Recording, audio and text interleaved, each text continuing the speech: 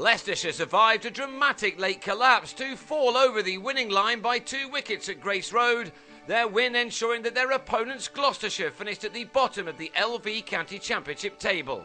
The visitors went into what was always going to be a tight last day on 254 for 9 with a lead of 193. Leicestershire's job was to get that last wicket quickly, but it actually took them more than an hour as the last pair, John Batty, in his last ever appearance after announcing his retirement, and Liam Norwell added 42 valuable runs in 20 overs. That took their side to 296 for a lead of 235. Batty was left unbeaten on 40 when, at last, Norwell was bowled by Matthew Hoggard. So Leicestershire were left with a target of 236 to avoid winning the wooden spoon for the second time in 2 years. They knew that a win would not only see them avoid bottom spot, but also see them leapfrog their neighbours and rivals Northamptonshire. So they will have been very pleased with the start given to them by Greg Smith and Michael Thornley, who knocked off 45 of those runs in 13 overs.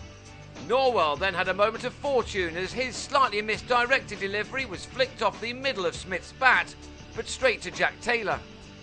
Thornley was then joined by Ned Eckersley, and this pair carefully added a further 36 runs as Leicestershire got off to a reasonable start in what was always going to be a testing chase on a 4th-day pitch in the middle of September. Thornley was going along nicely until he missed a drive off James Fuller and was bowled at 81 for 2, 155 more runs needed.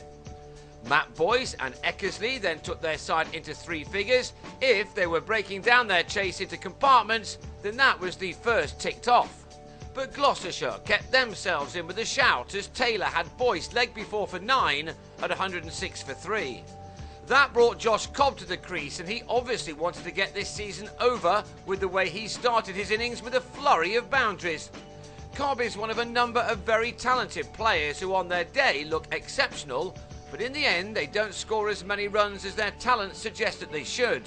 But this was one of Cobb's days, as he proved when he pulled Norwell for a massive 6 over square leg. Not satisfied with that, he then went after Fuller, a man who knows something about expensive overs of course. Cobb, steadying himself at the crease in a one-day slogger's mode, took him for 3 successive 4s.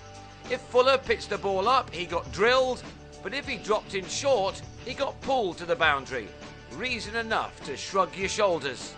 Cobb's 50, which was racing Leicestershire to their victory target, came in only 33 balls in which he'd hit 1 6 and 9 4s. It was a blistering effort, and thanks to him, victory now seemed assured. Eckersley went to a more patient 50, his coming off 81 deliveries with 9 4s. With Cobb, he'd added 99 runs in 17 overs, and now only 31 were required with 7 wickets in hand. So how did it all become so tense? Well, it started with a wicket of Cobb for 65. Will Gidman got him LBW, although the batsman can consider himself to be very unlucky, given where he was when the ball struck his pad. Shiv Thakkor's LBW was a little more obvious. He left with 20 wanted at 216 for 5. That quickly became 217 for 6 when Jigger Naik was also trapped in front, as Gloucestershire just started to sense a remarkable escape. Even more so when Eckersley glanced Fuller to Batty 2 balls later for the keeper's 673rd and final dismissal in his 19-year career. Leicestershire had driven headlong into a brick wall when Gidman bowled Claude Henderson in the next over. Now 18 were needed and the home side only had 2 wickets left. It was a remarkable collapse from the Foxes, who'd lost 5 wickets in 10 overs in which they'd added only 13 runs, but they still crept over the winning line thanks to Wayne White, who signed off a fine all-round season for him. He's produced some magic moments in what has, for the most part, been another season of 4-day struggles for Hoggard's team. White turned Gidman to fine leg for the winning boundary to hand Gloucestershire this season's wooden spoon. A team filled with youngsters, they will come fighting back, I'm sure, as those players develop. Leicestershire have shown moments, and White was awarded with his county cap after the game. It was a game which was won by 2 wickets, and it gave Leicestershire their 3rd success of the summer, the same as their opponents ended with.